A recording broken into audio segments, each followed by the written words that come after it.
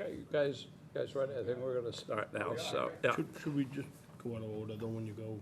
So Yeah, this yeah. is there. Good evening, the Community Preservation Committee meeting for March 12th will come to order. We have two items on the agenda, really, is a discussion on an affordable housing trust with Laurie Bortzloff, and a discussion and vote on all of our applications. So, Laurie, you're up first. Thank you for coming, by the way. Glad to be here. Do you have questions for me, or do you want me to go over the application, or I don't? Well, I wasn't really given instructions, so. Okay. Okay. Well, I was just kind of, what's our plan going forward? You know, what are we looking at, doing another project in town, or are we looking for just a hold and wait till something more, more things come available, and then we can do two projects at a time, or, Yeah. I'm just trying to see where we think, what I Okay. thought. So, I think I told you the last time I was here a while ago, we were hoping to do something with the development on the Knights of Columbus. That did not happen. So that's kind of what we were shooting for. But we have since, I have sent a letter out to a property owner inquiring about purchasing their property on Union Street. There's another property on Union Street that we have our eye on. We haven't reached out to that owner yet. That is a rental. They do not live in town, so we're trying to get as much paperwork together that we can send to them so they can see exactly what it is that we do. Besides those two things, we are in the middle of launch. We are about to launch. We have a meeting Monday night to make the final program for our senior home repair.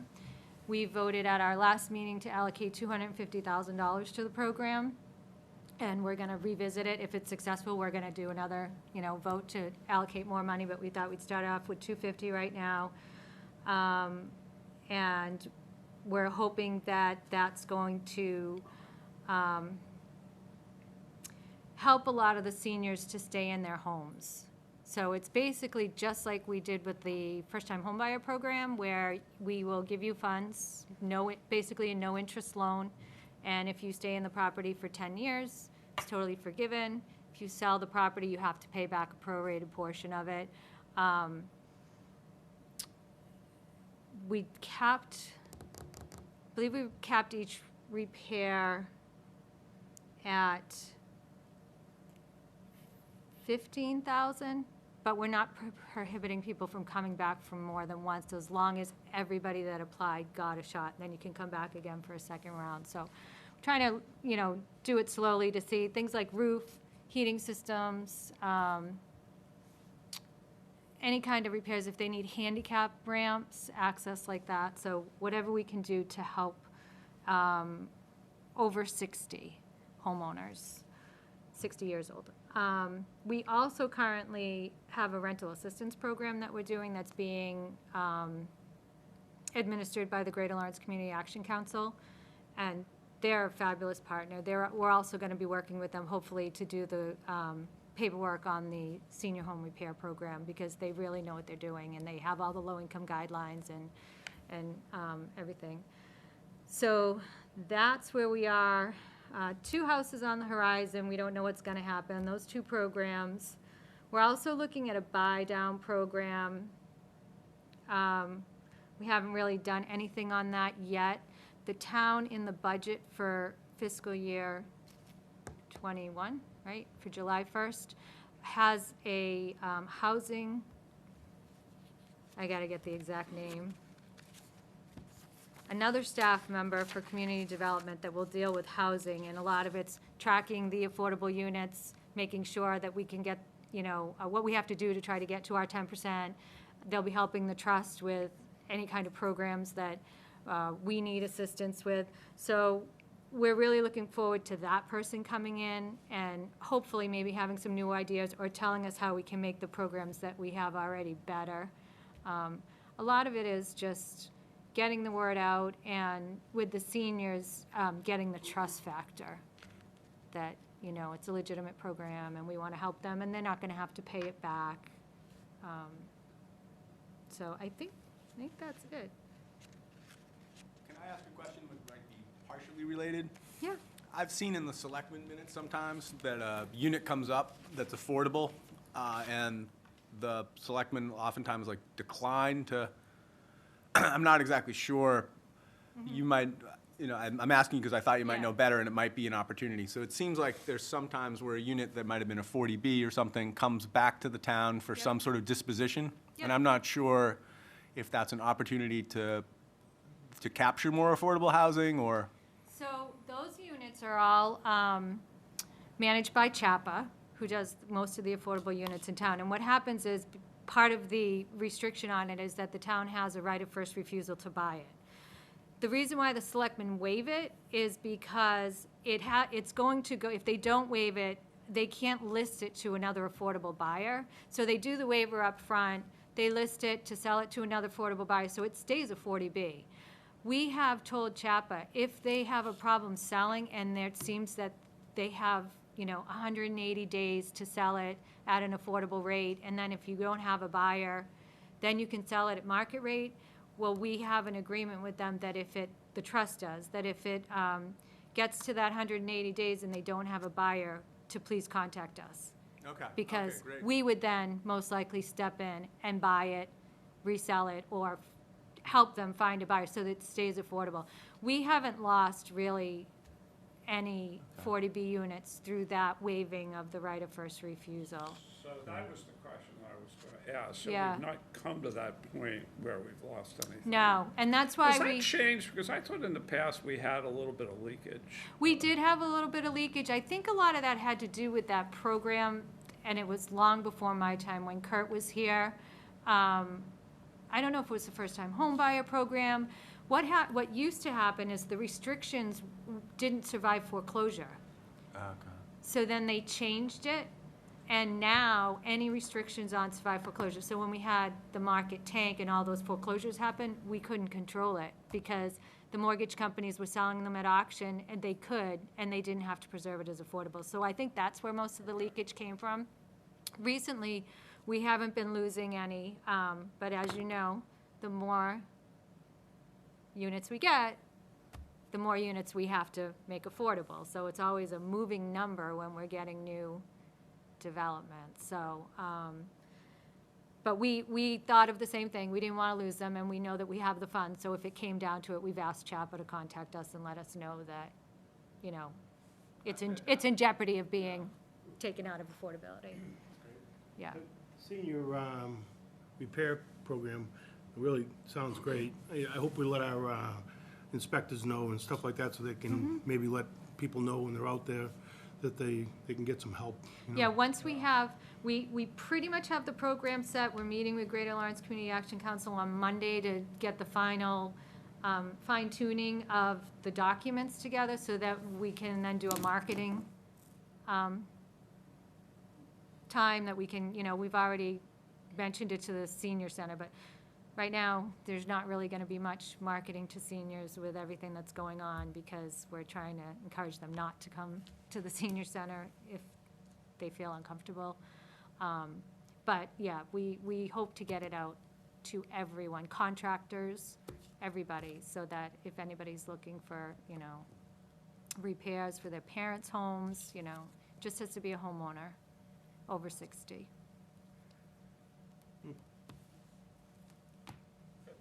How much is in the pot, if you will, in total right now? We have, and this was as of October, but we haven't added anything to it except for interest, $860,237. Okay. Yeah. And the money, I mean, the money's fungible, right? I mean, what we put in could be used for anything, really, so. Yeah, yours is a little more restrictive. So like housing units have to comply with, you know, certain restrictions, but for the most part, yeah, we can use it for, you know, any kind of affordable housing. We're not able to help with the other, the senior. So the senior repair program, I'm not sure on that, but I did find that a lot of CPAs do run rental assistance programs. So currently, our rental assistance program, we have 46,000 allocated to that, and I have asked them if they need more, and to let us know if they need more, and we'll take a vote. So we can use CPA funds for that. The senior repair program, the problem is, we don't want them to have to jump through so many hoops that they don't want to do it. And in order to use CPA funds, I think that they have to go through all of the HUD guidelines, and one of which is, once you find, say, lead paint, you're required to just, like, or if you find the electrical system, like, you're not working on the electrical system, you're working on something else, if you discover that it has to come to code, you have to do the whole thing. It opens a big can of worms. Laura, is the practice account, when you get the $100,000 from the CPA, to try and use that right away so it's not sitting in the kitty and not then frozen for only, Well, the only time, we haven't used the last year, okay. and the only thing we have for this year is, like I said, the programs, unless, of course, one of these houses does come along. So we usually use CPA funds right away, because you have to give that report every year. And one of the reasons why we didn't do the report this year, and John, you can correct me if I'm wrong, but I think we only have to do the report if we spend it.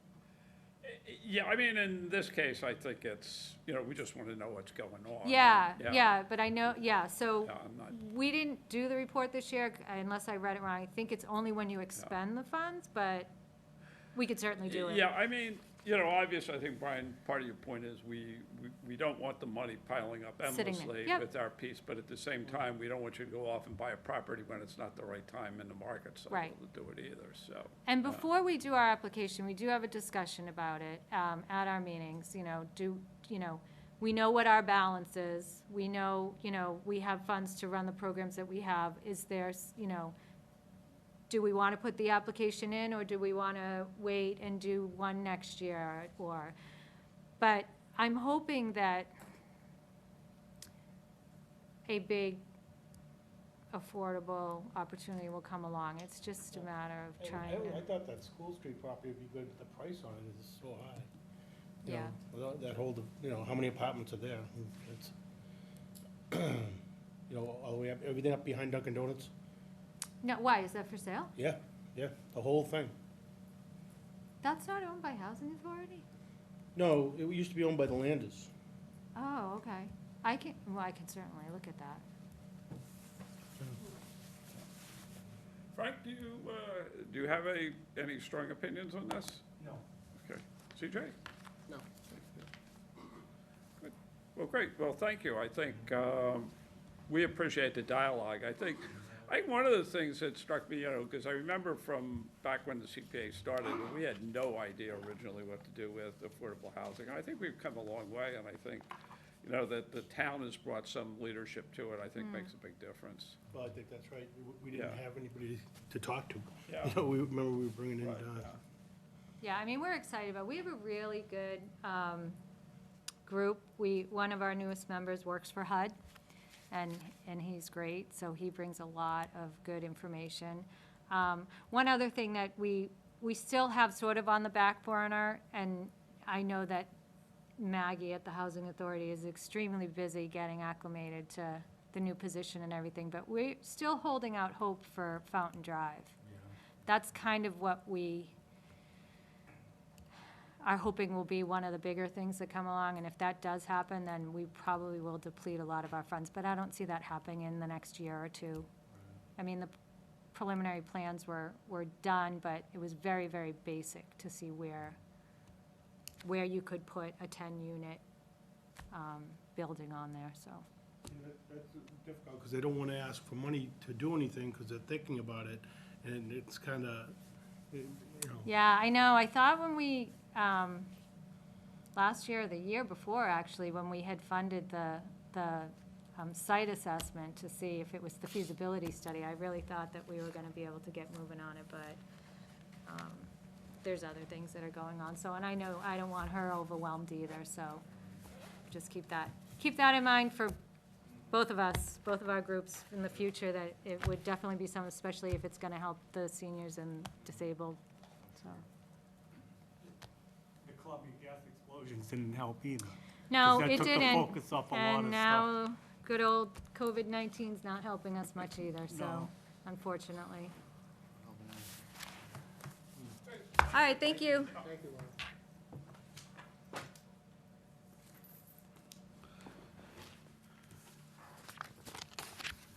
Okay. It's funny, this year, the list of projects kind of whittled down because a couple of them kind of walked away, so it makes it, I think, in some respects, a little easier. I just, before we get started, I just want to let everybody know that depending on how we vote, and is that, we have to put 10% of our money allocated for each of the three purposes. So if we don't have 10% for any one of the three when we're done, we'll have to vote a reserve of, whatever the shortfall is. And we're bringing in 2.6 million. So each one, we have to have 260,000 in each. So we'll just, and then we also need to put in some administrative money. So I just want to let everybody know before we start. So, is everybody's pleasure to just walk through the list one at a time and talk about each one? I think, since we don't have that many, that's probably the easiest way to do it. One Yeah. thing, one of the projects that went out was the sign project. It looks like they're gonna find money with the DPW to continue that, so we wanna still continue our portion of that as far as putting our name on it and what the information we want. So that's not dead. It's just getting funded a different way. And I was, one of the things that I mentioned to some of my friends on the Fields Committee last year was the parking lots in the driveways Right. are atrocious. So I'd love to see that come back next year because, up at, what's the field on Boxford Road? Why can't I think of the name? Foster, yeah, up at Foster, like you can literally, it's like driving through the Grand Canyon, So yeah. We had quite a conversation about that, and they just said they were overwhelmed with all this gas stuff, the Yeah. engineering group. And, so I told them they should put in a request for the engineering and then next year the funding, but they just said they were overwhelmed but they were gonna go for it next year. That's good, I'm glad, because I think having the signs is good, but Yeah. a different mechanism is a better way to do it, so. So the first one is the restoration of the painting, and we had a pretty robust discussion about that last time. I don't know if anybody wants to start, or whether we should fund this one this year or not, so. I think. Well, my objection is that it's, you fund this $50,000, and can people go in and see it? Or is it gonna be in a locked place where nobody can go? I assume it will stay where it is, But- right on the hallway to the Yeah. second floor, yeah. But so if I were to walk up there and I decided I wanted to go see what the restoration was like, would I be able to get into the building and see it and walk out? So any town resident could go in and, Well, there's somebody there. Yeah, I As mean, long as it's, there might be certain times you can't, there might be in a van or something like Yeah. that, but, I mean, if somebody's there, they'll let you in and walk through it, I think. I think for me, for this one, it's a couple of issues. It's one, priorities for the overall property. And two, I feel like there's still a little bit more homework that needs to be done based on our discussion of, having some, inspections from, whether it's from Phillips or somewhere else, to maybe give us a better sense of what could actually be done with it from a restoration standpoint. To me, it felt like maybe it's just a little bit premature, and I don't think it's in dire need of having to be done right away. I think it's something that absolutely should be done. And, just the same way you'd restore a piece of woodwork or something else as a part of the building. But didn't seem to me like it's top priority right now, especially given everything that's going on at the estate. I think I would go with let's fund, as you suggested, some sort of funding to get a better idea evaluation was appropriate, but probably not Okay, the full. the full amount. Okay. I agree with it, but I want to elaborate on what Bill said in the last meeting, I think, is the master plan. I'd like to have another meeting with them sometime this year Yeah. about the master plan. Where are they exactly with that? And that would be my priority over the painting at this time. I have no problem with looking into it reaching out to Phillips Academy and things like that at this point, but I think we would need more information before we go forward anyway. But I really would like to see where exactly we are with the master plan. Yeah, that's a And, good point. you know, go from there. CJ? Yeah, I agree. I think, I think it definitely needs to be restored at some point, but I think there's some homework to be done. So I think waiting a year Sounds doesn't like you're doesn't on bother board. us. You were the one who was most eloquent the last time. We didn't know you were an art historian. Not really. No, I just, it was just $50,000 for a painter that was in the area that I never heard of. Yeah. And so I said, and then I looked at, as I said, the two of the values that I could own, the sale prices that I could find were 200 and 220 or something. And it just seemed like exorbitant to spend $50,000 for a painting that's worth 200. And Terry had a good point, that it was built into the thing, so, and then the other thing is access, that Yeah. No, that's- I haven't been up there that's a fair since point, and I think that's something when they come 1968. visit, we meet with them, you can bring that point up. Yeah. So, yeah, good. Okay, so it sounds like the consensus is the project has merit, but it's a little premature, and we would be willing to, if needed, to take a few of our administrative dollars to fund a little study. But hopefully we can get it done pro bono, so we're not gonna recommend that one. The next one is the original light fixtures for Stevens Estate. Anybody with any strong views on that?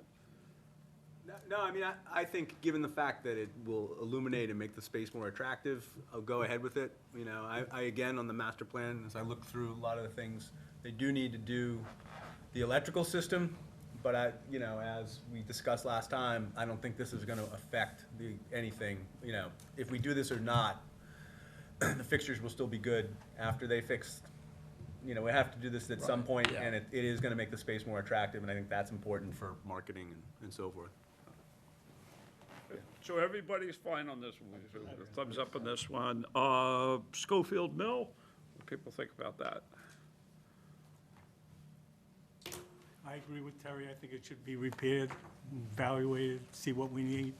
Definitely. Yeah, I think fine, yeah. I think they, town manager, I thought did a pretty good job, laying that out. So, okay, so we got a yes on that one. Library stairways? With the additional money? We got something in for the additional money. How much extra was it? 50,000, more? 350? The original application was 300. We got a Right. second. Yeah. Yeah, it came in right after we left our meeting. We got the something in an email like the day or two after our meeting. Okay, so we'll fund that at 350, not Yeah, 300, that's what okay. I'm asking. Affordable Housing Trust, I thought you did a good job tonight. Have a problem? Yeah, okay. And Playground Master Plan, what do people think? I love it. Okay, No reason not to. okay. And when any of these, do we have any, like, Terry, I know, like, when Stevens Estate, we want them to come in. Is there anything in any of the other ones where we want to attach a special condition, or we want to ask them to do anything? Well, I think we have to specifically say signage on everything we do here now. Or, because that was the problem on the other thing, where we had done work, and in the old proposals, we never mentioned signage. So that's why we couldn't use the money a good for it. point. So we have to specifically say signage. Yeah, so we would do, Stevens would you Estate, we could do that, Schofield Mill, So- the so on- library, and the playgrounds, all of them, really. So in something like Stevens Estate, how does that signage manifest itself? Well, everything's gonna be different. You know, Yeah. I mean, Yeah. that's the thing with the signage. That's the difficult part about the signage. So Yeah. somehow it has to be some type of, maybe an oak-like plaque that sits on a wall that'll read what we want it to read, and it'll fit the inside of the house or Yeah. wherever Yeah. we're gonna put Right, it. so, yeah, something like Stevens Estate, where it's something we've funded in the past, we're going to continue to fund in the future, it's really, you're not gonna like add an addendum to it, like the Stanley Cup, we did the lights, and then we Well, did this, we did the artwork. But see, that's the whole thing with his program, is if they have that thing they can put their phone up to, and then we can just continually add to that. So the plaque will always stay the same, but the information will change. Okay. That's a good point. And then, as I said, I think if we look at these for affordable housing, if that's 100 and we have 260, we would have a reserve of 160. And in the playgrounds, those are 200, right, 100 each, so that's 200, and we would have an allocation of another 60 for open space. And we just hold those in reserve on our books? Yeah, it's just an allocation of the reserve, and then we fund something next year, we wind down the reserve, so, yeah. Kind of like an accrual for Do all we your have existing accountants. reserve balances anywhere? No, we don't have any don't? now, Okay. yeah, All right, great. yeah. And then, I don't know what people's pleasure is for the admin money. We've been doing 50,000, we haven't spent 50,000, but, you know, you never know what's gonna happen there, so I don't know whether people, it's either 30 or 50, that's what we've always funded. I don't know if anybody has a Keep it preference. at 50, especially if we're thinking about looking at the pit, the work on the picture or that type of thing, if we're gonna spend some money on that. And there was something else that we were talking about spending admin money on. I forget what it was. So the net of it is, we're funding the light fixtures. Does anybody remember off the top of their head how much that was? Just so we have the amounts. I think it was, 38,600. okay, so that's 138,600 for the light fixtures. Schofield Mill, that was a deuce, wasn't it? 200. 200, yeah, 200. The library's 350, Affordable Housing Trust is 100. Playground Master Plan, 200, 100 each for each one. And then 160 for Affordable Housing Reserve, 60 for a open space reserve, and 50,000 for admin. Does anybody want to make a motion to that effect, that these are the projects we approve? So moved. Okay, motion made. Seconded. Second, all in favor? Aye. Good. That was easy. Isn't that- So, Tara, I think you bring a good point. The Stevens Estate, you know, and maybe we even go up there. We've always gone up there. I always think that's fun. Is there anybody else we want to meet with? I mean, just in general, I mean, should we meet with the town manager, you think? Well, yeah, I think town manager would be good. I want to meet with the Old Center Realty Trust, because it's a new group out there, and I'd like to hear from them and what they got going on. Yeah. You know, I don't even know who they are. I don't know who the new group is. Yeah, I mean, Yeah, it's Kathy Stevens, James Warden, and one other, I don't know who the third person is, but Yeah. I know those two. so, yeah, maybe we have them in, maybe we have them with the Historical Society, because I think the distinction between Senator Realty Trust and the Historical Society is now gone, so, yeah. So, Oh, was that the case? what's Is that? that the case? I wasn't. Well, yeah, they were related, but they were completely independent, and that's why they didn't get along and they sued each other. And, But there's a lot going on out there. but there is a so- lot going on, yeah, you're right, that's probably a good idea, yeah, and, I mean, after all, affordable, I mean, historical preservation, what more could you get than what they do, so, yeah. Okay, does anybody want to approve the minutes from March 5th? Make a motion. Motion to approve the minutes from March 5th. Is that all in favor? Aye. Anything else we need to talk about before we go? Gosh, this is record, Well, where are we on that parking lot on, for going? Usler property? Yeah. John was gonna talk, you were gonna talk to John Smolak last we talked. yeah, I have it. I see him, he comes to the planning board every other week. I sit over there where Brian is, and he sits right there. And, He's so busy. yeah, he's going 7 crazy days a week busy. right now. Yeah, I mean, oh man, yeah, I mean, he does a good job for the clients. I think he works well with the town, so, but yeah, but I'll send him a note and, this time and see how that goes. And what's the latest on the Rolling Ridge parking lot? That's going good. I mean, Is that gonna start construction soon?